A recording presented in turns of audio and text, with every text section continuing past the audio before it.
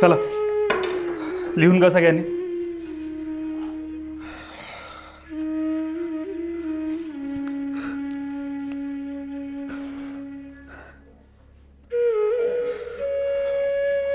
मधुकर, याच्या पुढे असलं वर्गात काहीही सांगायचं नाही. याचा कुणावर काही फरक पडत नाही, कळलं का? प्रशासनाने नेमून दिलेली फी तुला द्यावीच लागेल.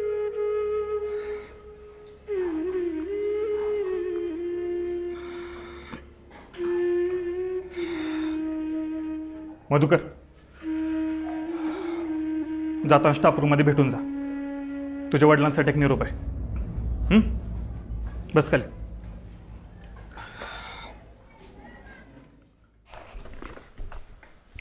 आत येऊ का सर? अरे ये मधुकर, बस. नाही नको, हाय तो उभा. अरे ये रे, बस. नको. अरे ये म्हणलं ना.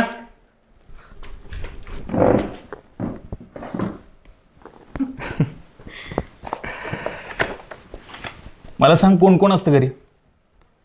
आई वडील असतात आणि 2 बहिणी आहेत. एकीचं लगीन झालंय, एकीचं यंदा होईल.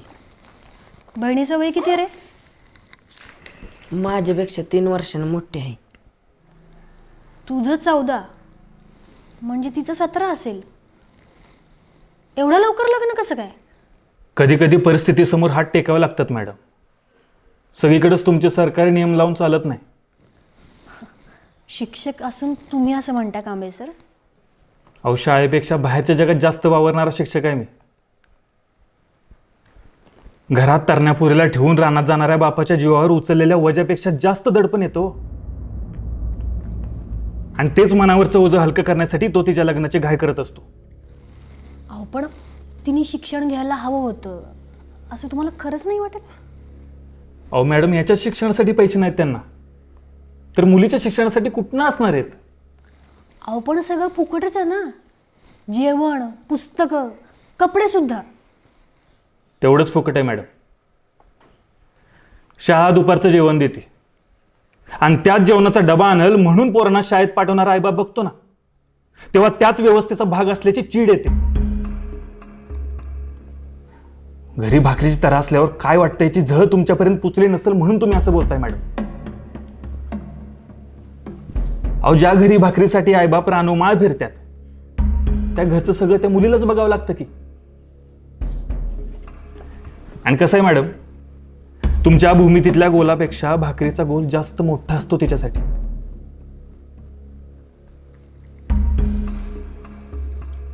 एक बाई म्हणून काळजी वाटली म्हणून बोलले मी. हीच तर अडचण आहे आपल्या शिकलेल्यांची. आपण ते वाईट कसं हे सांगतो, हळहळतो, पण प्रत्यक्ष अडचण सोडवत नाही. इथून बाहेर पडत नाही, मदत करत नाही. भाषण करणारा नकोच आहे आपल्याला, भाकरीची सोय करणारा हवा आहे. आणि हे सगळं तो त्या मुलीचा बाप करतो म्हणून तो आपल्यापेक्षा कायम ग्रेटच आहे असं वाटतं मॅडम मला.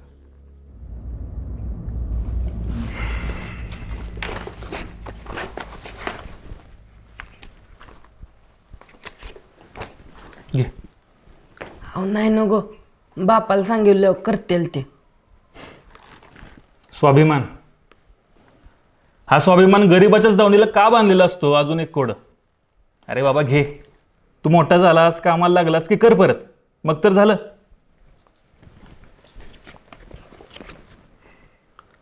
अहो फी फक्त 750 आहे, हे जास्त आहेत. अजून एक वाईट गुण, इमानदारी. अरे बाबा ठेव, लागतील तुला. आणि अजून काय लागलं तर मला मागायचं, कुणासमोर हात पसरायचे नाहीत काय. आणि तू काय काळजी करू नकोस, मी नीट लिहून ठेवेन. तू मोठा झालास, कामाला लागलास की कर मला परत. पण आता एक शब्द बोलू नकोस. उद्याची उद्या फी भरून टाकायची आणि आता फक्त अभ्यासाचाच विचार करायचा काय. चला.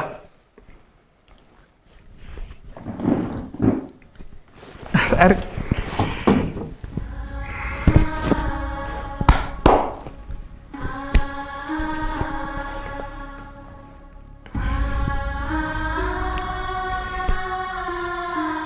सर, हे एकदा फिरवू का?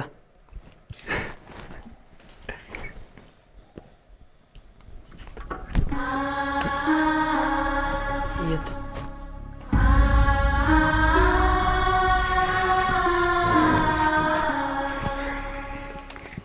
काय मधुकर, कशी आहे तब्येत? सावकाश. आता तर आजारी होतो, पण तुम्ही आलाय तर वाटतंय बरं. बर, म्हणजे तुला आता गोळ्या खायची गरज नाही तर? हां, तरी आम्ही तुला सहलीत सांगत होतो की बेतानं खा, त्रास होईल. एक तर लांबच्या प्रवासाची सवय नाही तुला, हो ना? अहो सर, सगळ्यांवर किती बी खाल्लं तर कमीच वाटत होतं. आणि मी जाताना म्हणलेलं की सगळ्या पोरात कोणी वकू नका म्हणून, आणि मीच घरी आले हो म्हणून वकलो. अहो पण सर, तुम्ही कशाला घरी यायचं? मी आलो असतो की 2 दिवसात शाळेत. माझ्या प्रत्येक गोष्टीवर स्वतःचं मत सांगणार कोणी नव्हतं ना, म्हणून मला यावं लागलं. अरे करमलंच नाही तुझ्याशिवाय मला, जसं या तुझ्या दोस्ताला करमलं नसतं म्हणून त्याने शाळा बुडवली तुझ्यासाठी. आब्याचा विषयच नाही सर, त्याला आयन दोस्त लागतात, बाकी कोणी बी नसलं तरी चालते. अरे तुम्ही उभी काय, बसा. हे बसर.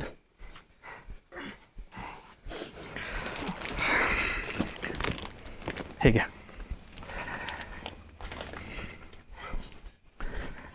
कालपासून काय खाल्लं नशील, खाऊन घे, जरा ताकद येईल.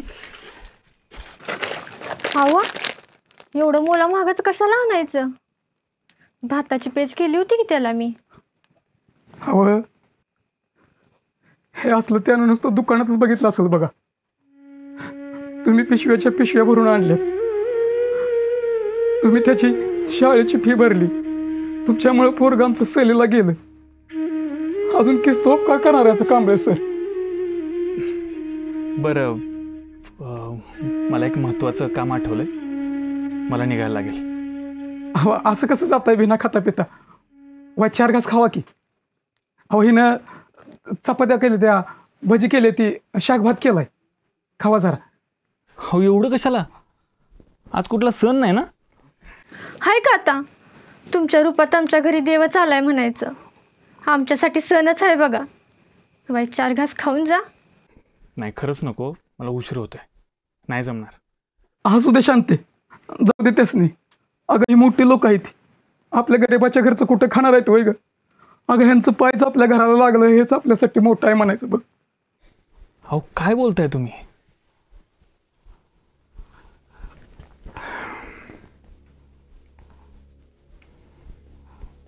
आयुष्यभर आईने कडेवर घेऊन दारोदारे जाऊन भाकरी मागून खाल्ली. तिला बसायला उसरी मिळायची आणि हातावर शेळी भाकरी. मी आज शिक्षक झालो, पण ते बघायला आई काय थांबली नाही.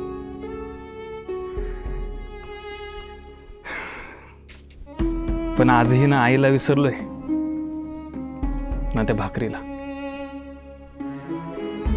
तवापासून कुणी ताजी भाकरी खा म्हणाल हे विचार सुद्धा मनात येत नाही, इतका गरीब आहे हो मी. अहो तुम्ही स्वतःला गरीब म्हणून माझी जखम ताजी करताय. चला वाडा जेवायला, आज जेवणच जाणार आहे. पण इथं बसून खाल्लं तर चालेल ना, की जाऊ उसरीवर? अहो असं बोलून लाजवू नका सामास नाही. ए शांते, अगं रडत काय बसली अस?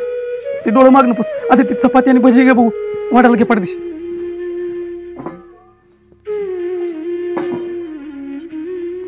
घ्या, झऱ्याच आहे, चालतंय ना? व ताज आणले मागाशी.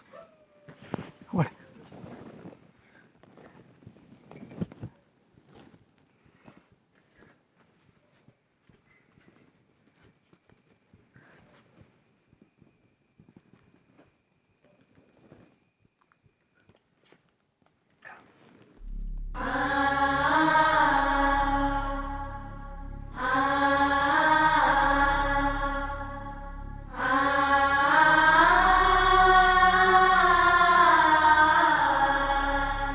सर, विचारणार नाही का का असं वागलीस म्हणून? काय फरक पडतो? मला फरक पडतो सर. फरक पडला असता ना, तुम्ही अशा वागल्या नसता.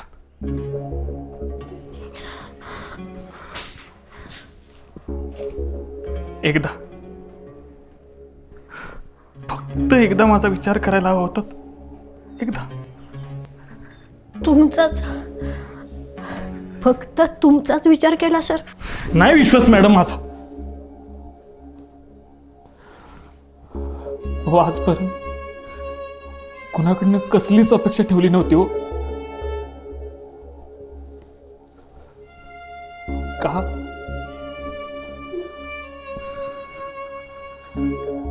पहिल्यांदा हिंमत केली.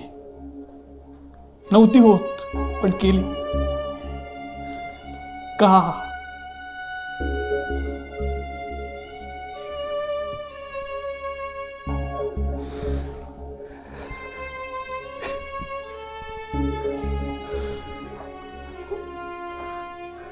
मॅडम, गाडीतनं येताना जेव्हा मॅडम तुम्ही खांद्यावर डोकं ठेवलं ना माझ्या, तेव्हा स्वतःला चिमटा काढून बघितलं की ज्या खांद्यावर आयुष्यभर फक्त जबाबदारीचं ओझं होतं, त्याच खांद्यावर कोणीतरी आपली जबाबदारी घेणारं सुखाने विसावलंय का? 2-3दा खात्री करून बघितली मॅडम. कदाचित तुम्हालाही कळली ती काळजी, हो ना? म्हणून तर तुम्ही शब्द दिलात, बोलेन घरच्यांशी. हो, त्याचाच परिणाम आहे हा सर. मला काही ऐकायचं नाही मॅडम. कारण प्रत्येक गोष्टीला असतात, पण शब्द पाळणाऱ्याने आणि जीव लावणाऱ्याने ती द्यायची नसतात. परिस्थिती चारी बाजूने घेरते ना, तेव्हा तुमची ही फिलॉसॉफी कामी येत नाही सर. परिस्थिती बदलली म्हणून आपण बदलायचं नसतं मॅडम, आपण परिस्थिती बदलायची असते. मला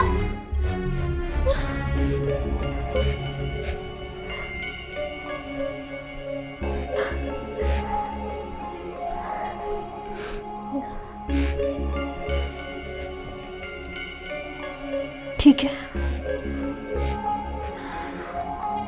तुमच्या लेखी मी चुकीची असेल तर मग आयुष्यभर हेच मनात ठेवा.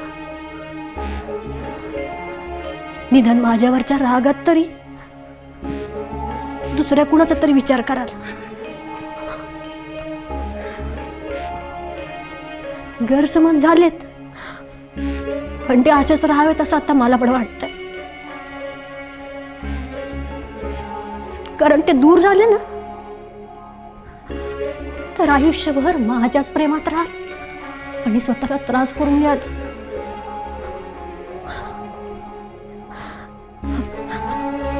तिने धोका दिला असं समजून मूव्ह ऑन तरी करतायत, पण एकदा का तिचा त्रास कळला ना, फार त्रास होतो सर.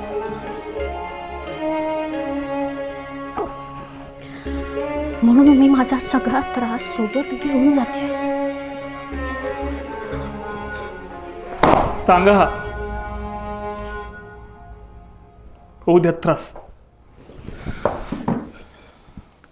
पण असं जाऊ नका सर.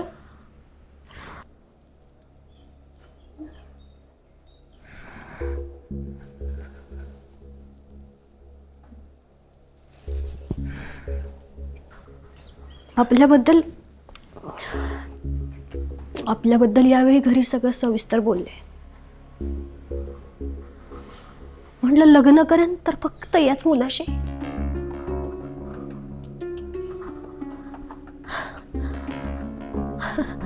मी घरच्यांना सांगितलं, घरच्यांनी दादाला, दादानी काकाला, काकानी मामाला आणि मामानी अख्ख्या भावकीला.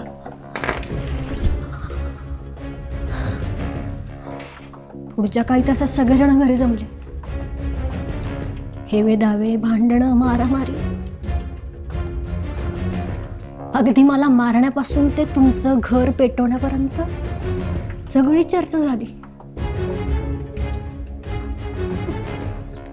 मी फक्त डोळ्यांनी बघत राहिले.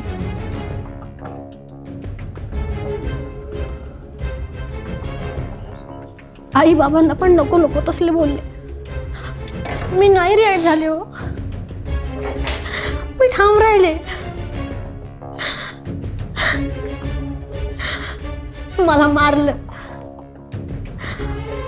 मी ठाम राहिले. सगळ्या गावात दंगा झाला पण मी ठाम राहिले, कारण माझं तुमच्यावर प्रेम आहे सर. मला तुमच्याशी लग्न करायचं होतं. सगळी स्वप्न तुमच्यासोबत रंगवली सर मी आयुष्यातली.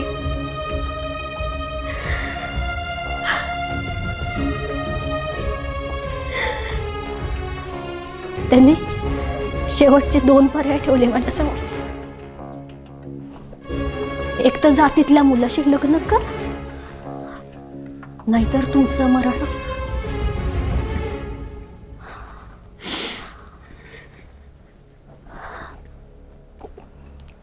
मी माझं मरण स्वीकारलं सर.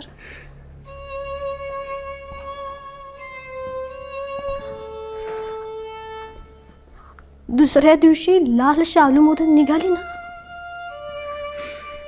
ती माझी अंत्ययात्रा होती.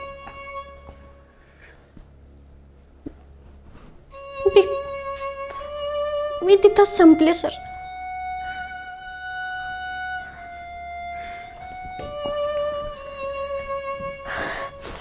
ही तुमच्या समोर जी आता उभी आहे ना, ही त्या माणसाची गुलाम बायको.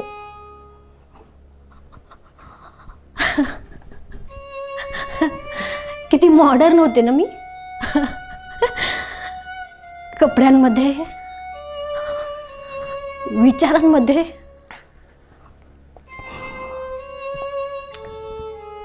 पण ही गुलामी मी स्वीकारली तुमच्यासाठी.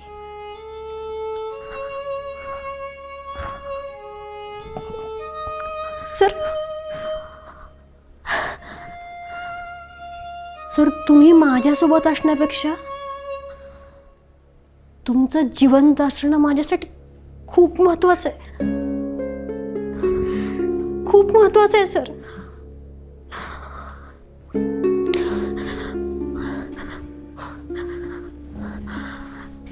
तुम्हाला काहीच नाही बोलायचं का सर? काय बोलू मॅडम यावर? तुमचं कौतुक करू की स्वतःचं सांत्वन?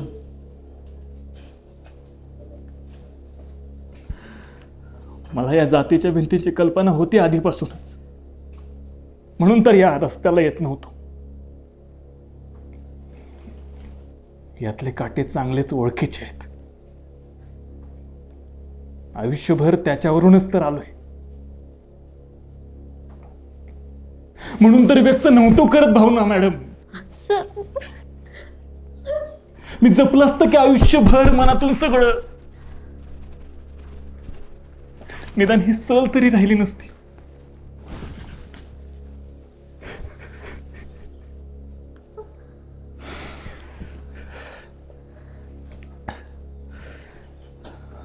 तुम्ही व्यक्त झालात ते एक बरं झालं.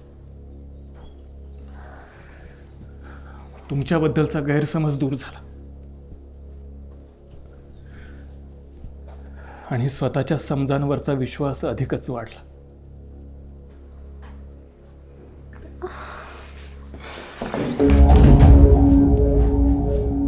सर मुलांचं चुकलंच, त्याचं समर्थन होऊच शकत नाही, पण आपण असं लगेच पोलिसात वगैरे नको जायला. मुलांना एक संधी तर द्यायला हवी ना सर. सर संधी बिंदी द्यायची लायकी नाही त्या पोरांची. अहो कुरकुटे सर, जसा मुलं आपला मान ठेवतात तसा तुम्ही त्यांचा मान ठेवला पाहिजे. आणि लायकी वगैरे शब्द एक शिक्षक म्हणून शोभतात का तुम्हाला? मग तू कुरकुटे नाहीस मारकुट आहेस असं म्हणाले विद्यार्थी म्हणून शोभतं का त्या पोरांना कांबळे सर? तेच मी म्हणतोय सर, आपल्याकडे बघूनच शिकतात नाही मुलं. म्हणजे तुम्हाला काय म्हणायचंय? ती पोरं उलटं बोलायला माझ्याकडून शिकलेलं असं वाटतं का तुम्हाला? बघितलं जंगम सर, संविधान किती हिंमत वाटली यांची. कुठे सर? मी फक्त एक उदाहरण दिलं सर. आणि संविधान वाचणारा कधीच कोणावर अन्याय करणार नाही. एकदा वाचून बघा. मला गरज नाही तुझं काय वाचायची. हो तुमचं आमचं नाही, देशाचं संविधान आहे ते. एका माणसाचा तिरस्कार करता करता तुम्ही अख्ख्या देशाचा तिरस्कार करू लागलाय. लक्षात येते का तुमच्या? एक मिनिट. मला वाटतं विषय विनाकारण भरकटतोय. नाही सर, याच संविधानाने प्रत्येकाला समान अधिकार दिलेत. जो प्रधानमंत्र्याला तोच रस्त्यावरच्या सामान्य माणसाला, सगळे एक समान. आणि कोणावर अन्याय होऊ नये हाच येतोय ना या मागे. मग मुलांना एक संधी का मिळू नये सर? सर, आज जे काही घडलं त्यानंतरही तुम्हाला खरंच वाटतंय की त्या मुलांना आणखी एक संधी दिली पाहिजे? नाही, आजपर्यंत मी त्या मुलांच्या पाठीशी होतोच की, पण आज जो काही प्रकार घडला ना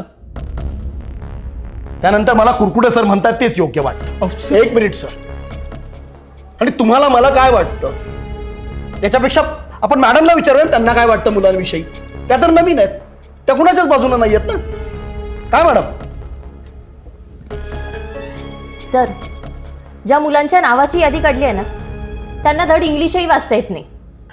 9वी पर्यंत पास कसे झाला तसं विचारलं तर सरळ सांगतात प्रश्नातला शब्द आणि पॅरेग्राफ मधला शब्द बघून आहे तशा 4 लाईनी उतरवून काढतो.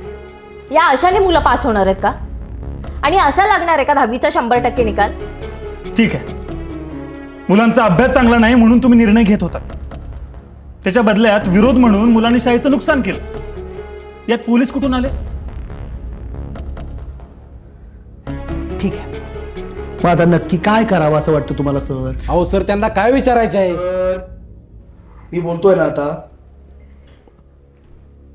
बोला सर. सर, पोलीस सोडून दुसरी जी द्याल ती शिक्षा मान्य असेल, पण आपण एवढं कठोर नको व्हायला. मुलांच्याही मनाचा विचार व्हायला हवा. गांधीजींनी अहिंसेच्या मार्गाने इंग्रजांना देश सोडून जायला भाग पाडलंच की. पण सर, गांधीजी भारतात आल्यानंतर त्याला जवळपास 32 वर्ष लागली. सोन्याचा देश असलेल्या भारताकडं स्वातंत्र्यानंतर साधं अन्न सुद्धा नव्हतं सर खायला. पण हिंसेच्या मार्गानं आपणच जिवंत राहिलो नसतो त्याचं काय अभिजित?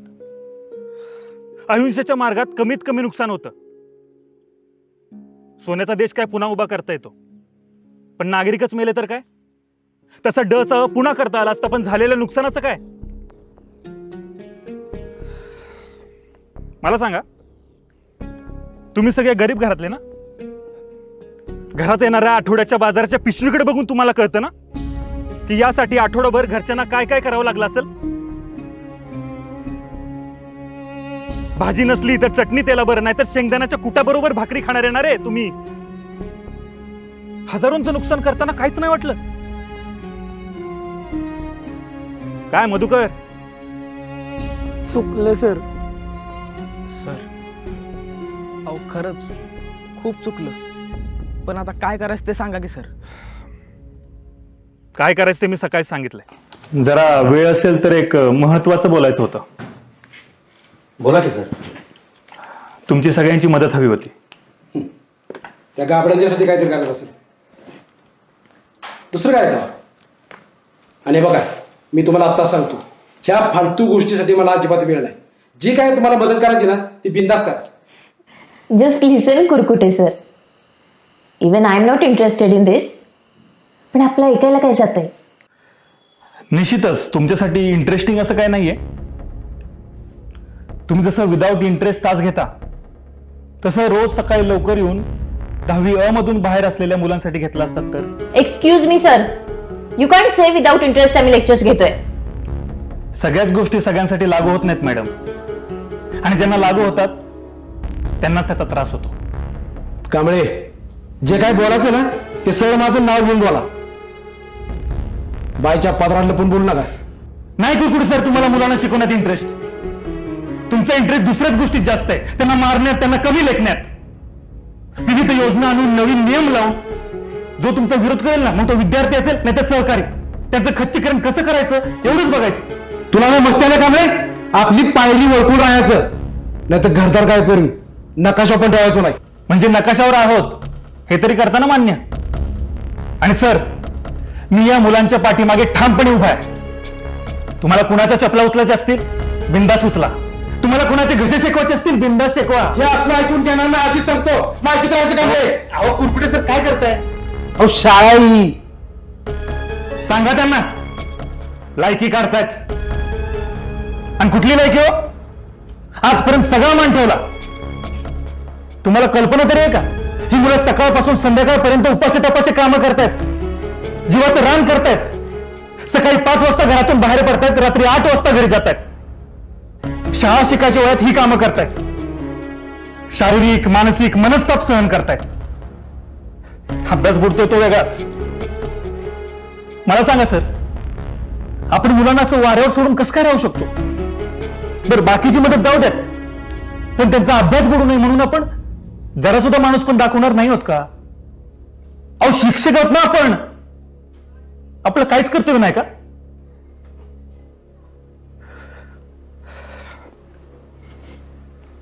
त्यांचं रिकामं पोट आणि भरलेले डोळे बघून जर आपल्याला दया येत नसेल ना, तर विद्यादानाचं हे पवित्र काम करण्याच्या लायकीचे आहोत का याचा आधी विचार करा. मग खुशाल माझी लायकी काढा. ए तू वसंत, ह्या जादा तासाचा शाळा मला काही एक्स्ट्रा पगार देत नाही. अहो पगार घेण्याव्यतिरिक्त तुम्ही केले तरी काय दुसरं आहे का नाही? चोकाकर सांगा त्यासनी, माझी ओळख कुठपर्यंत यासनी माहिती नाही अजून. तिकडे जंगलातल्या शाळेत बदली करायला लावून ना, तेव्हा कळलं मग. तिथल्या मुलांसाठी आनंदाने जाईन ना. आम्हाला पगाराची काळजी आहे ना जीवाची पर्वा. कांबळे कुरकुडे सर, चला तुम्ही चल या बाहेर.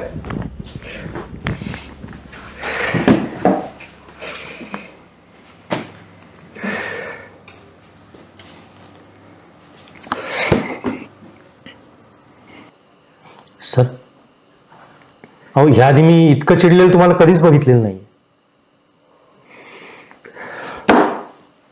काय करू सर, या मुलांची अवस्था बघितली ना, रात्री झोप लागत नाही. सतत प्रश्न पडतात की तू शिक्षक का झालास,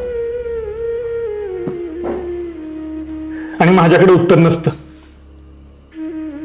असतात ते फक्त त्या मुलांचे कष्टाने माखलेले चेहरे आणि त्यांच्या आईबापाचे शेतकरी म्हणून मातीऐवजी गरिबीने माखलेले हात. अस्वस्थ व्हायला होतं सर, जगण्याचीच लाज वाटू लागते. स्वतःकडे सामर्थ्य असताना गंजून मरण्यापेक्षा इतरांच्या उपयोगाला पडून झिजून मरणंच चांगलं, हे सतत जाणवत राहतं सर, सतत जाणवत राहत. म्हणून मी शिकवणार आहे जाता तास, आणि जमलं तर तुम्ही या प्लीज. हो सर येतो मी. विज्ञान आणि गणित घेतो, ते जड जातं ना पोरांना. येतो मी. हा, सगळ्यांनी एकमेकाचे हात पकडायचेत. सागर, आणि मनापासून पकडायचे. आणि एक लक्षात ठेवा, शाळेत तुमची एकमेकांसोबत कितीही भांडणं असली, अजिबात पटत नसलं, हरकत नाही. इथं आपण वेगवेगळ्या गावातले वेगवेगळ्या गटातले असलो, विचार जुळत नसले, तरी पण आता आपण शाळेच्या बाहेर आलोय. इथं तुमची ओळख, तुमचं नाव किंवा गाव यावरून नाही, तर तुमची शाळा आणि तुम्ही केलेल्या नाटकाने होणार आहे.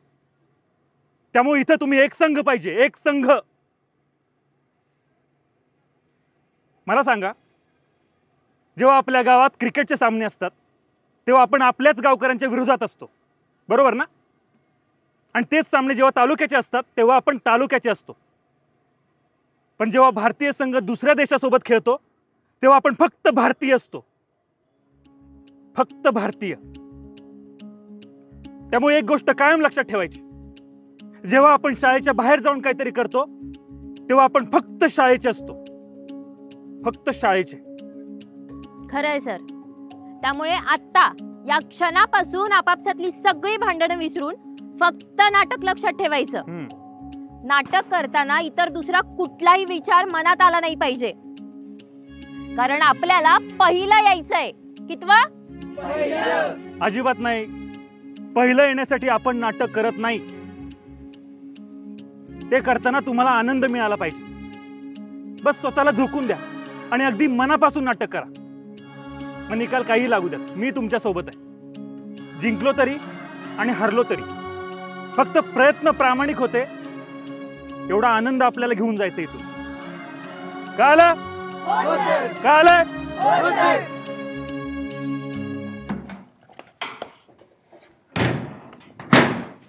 मॅडम मॅडम तिथं काय झालं असेल किंवा कुरकुट्यांनी तुम्हाला काय सांगितलं असेल याची खरंच चांगली कल्पना आहे मला, पण ते सगळंच खरं नाही हो. पण खरं काय आहे तेही तुम्हाला मला सांगावंसं वाटलं नाही ना सर. आधीचं काहीच कळू दिलं नाही तुम्ही. अहो पण हे सगळं मी तुम्हाला का सांगावं? म्हणजे काहीतरी कारण किंवा अर्थ पाहिजे ना त्याला. म्हणजे मी हे सगळं का सांगेल, कोणाला सांगेल? ज्याला हे सांगितल्यामुळे फरक पडेल त्याला. तुम्हाला बरोबर आहे, मला नाही फरक पडत. बरोबर ओळखलं. आणि माझ्या लक्षातच नाही आलं की तुमच्यासाठी मी कुणी आहे की नाही हेही मला माहीत नसताना तुमच्यावर चिडण्याचा, नाराज होण्याचा अधिकार आला कुठून माझ्याकडे?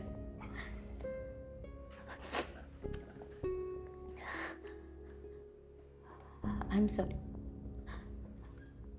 कदाचित मी चुकीचा विचार केला. कसला विचार? मला खरंच काय कळालं नाही मॅडम. म्हणजे मला हे सगळं सांगायचं नव्हतं असं अजिबात नाही. विषय निघाला असता किंवा गरज पडली असती तर नक्की सांगितलं असतं. त्यात लपवण्यासारखं काहीच नव्हतं ना. पण मला हे इतरांकडून कळण्याआधी तरी किमान मला सांगायचं होतं. कारण मी समजत होते निदान आपल्यामध्ये छान मैत्रीचं नातं तरी होतं. नक्कीच आहे. कसं आहे मॅडम, प्रत्येक नात्यात प्रत्येक गोष्ट सांगायची एक वेळ येत असते. म्हणून कदाचित आवर्जून नसेल सांगितलं मी. पण सगळं समजलंय मला सर. आणि मला वाटतं काही सांगण्याची वेळही निघून गेली. कारण कुठलं नातंच उरलं नाहीये तर त्या वेळेची वाट तरी कशाला बघायची आहे?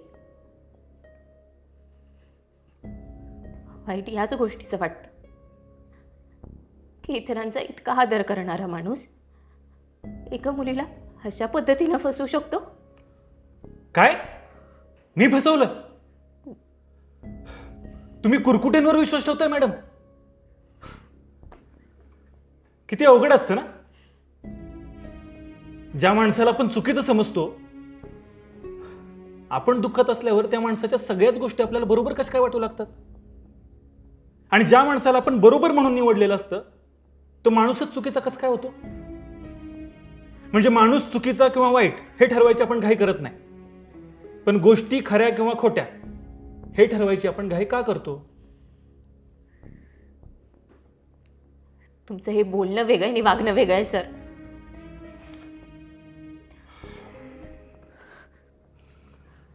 तुम्हाला खरंच मनापासून वाटत असेल तर ठीक आहे.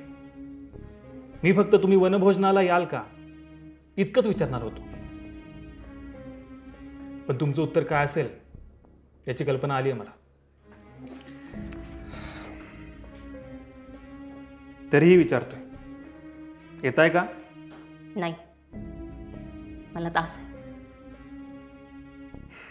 आणि जरी नसताना तरी तुमच्यासोबत कधीच कुठेच आले नसते. हरकत नाही, तुम्ही तुमचे तास करा, मी जातो.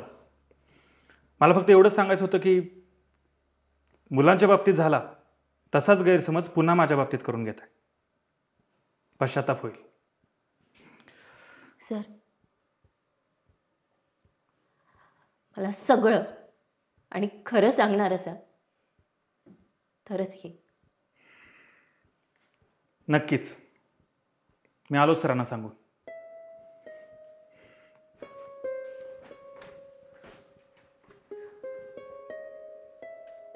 मराठी मनोरंजन सृष्टीमधील मालिका, चित्रपट, नाटक तसेच कलाकारांबद्दलच्या नवीन अपडेट्स जाणून घेण्यासाठी नक्की सबस्क्राईब करा इट्स मज्जा मराठी या आपल्या नवीन यूट्यूब चॅनलला.